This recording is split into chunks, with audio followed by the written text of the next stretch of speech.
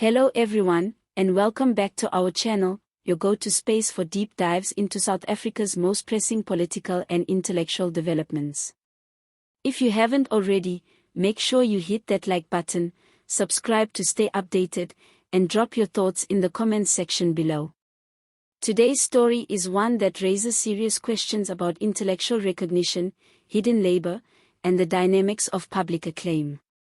It's a story about brains behind the brilliance, and how, all too often, the people doing the heavy lifting of research and innovation are left in the shadows. Let's talk about Floyd, a man widely praised for his sharp mind, eloquent speech, and unmatched ability to command a room with knowledge that seems bottomless.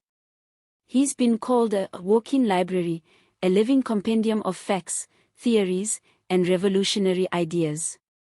In political circles, academic discussions, and even media interviews, Floyd is regarded as someone who always seems to have the right information at the right time. But recent revelations suggest that a different figure may deserve much of the intellectual credit. Dr. Gumani Tshimomola, a name unfamiliar to many outside of scholarly circles, is at the center of a brewing conversation about the hidden figures behind South Africa's thought leaders. A highly respected researcher, Dr. Tshimomola's work spans sociology, technology, education, and more. His intellectual output has served as a foundation for many in the public eye, including Floyd. Yet unlike Floyd, whose name carries weight across both academia and public discourse, Dr. Tshimomola's contributions have been largely unrecognized, buried under layers of public performance and popular acclaim. This isn't just a story about one man's stolen spotlight, it's a reflection of how intellectual ecosystems function.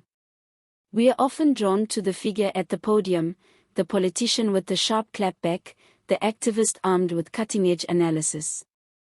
But how often do we ask, who's behind that knowledge?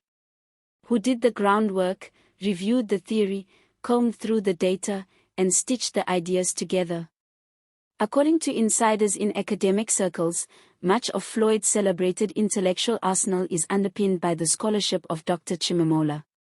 It's alleged that research and insights originally developed by Dr. Tshimomola have been used repeatedly without due credit, not only in speeches, but in thought leadership platforms, op-eds, and policy debates. Some describe this pattern as intellectual appropriation, where the work of a less prominent scholar is essentially harvested for the benefit of someone more visible.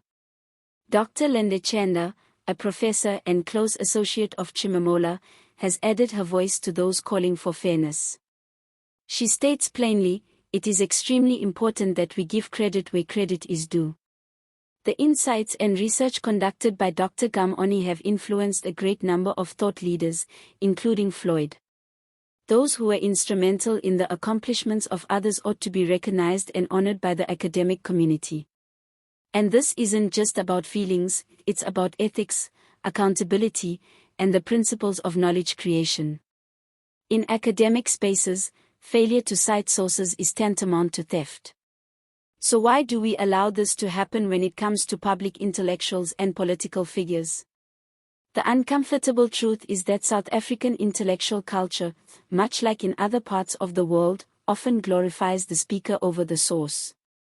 And in doing so, we distort the record of contribution, erasing people like Dr. Tshimomola from the narrative. Moreover, this situation reveals the systemic dynamics that allow such erasure to occur. Race, class, academic hierarchy, and political allegiance all play roles in determining who gets to be visible and whose work becomes invisible. When someone like Floyd, charismatic, well-connected, and media-savvy, is placed on a pedestal, it becomes easier for the machinery of public relations to obscure the fact that behind that pedestal are minds that are seldom seen, seldom heard, and almost never credited. What makes this even more troubling is the precedent it sets. If young researchers and thinkers see that their work can be co-opted without acknowledgement, what incentive do they have to stay in the field? And how do we build a just intellectual culture if the people doing the real work are continually ignored? Fortunately, conversations are beginning to shift.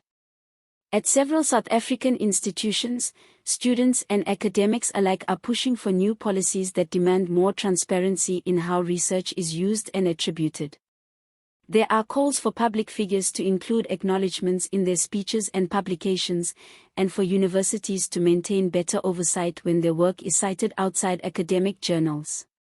While these may seem like small changes, they can have a powerful impact in redressing the imbalance.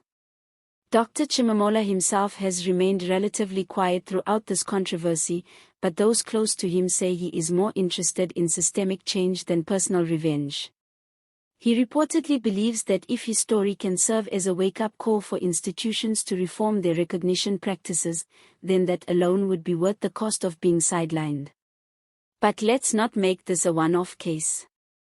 This is not just about Floyd or Tshimomola, this is about countless researchers, assistants, interns, and thinkers whose ideas are used without citation every day. It's about the need to interrogate who we celebrate, and why. It's about transforming our understanding of intellectual labor as something collaborative, layered, and dependent on multiple voices, not just the one we see at the microphone.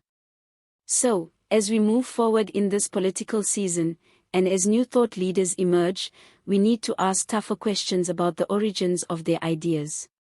We must look beyond the charisma and the rhetoric and ask, who are the minds behind the messages? If we fail to do that, we risk building our future on borrowed brilliance, without recognizing the real architects of change. That's it for today's deep dive. If you found this discussion thought-provoking, don't forget to like this video, subscribe to the channel, and share your thoughts in the comments below. Whose work do you think is being overlooked in today's political landscape? Let us know. Thanks for watching, and as always, stay informed, stay critical. See you next time.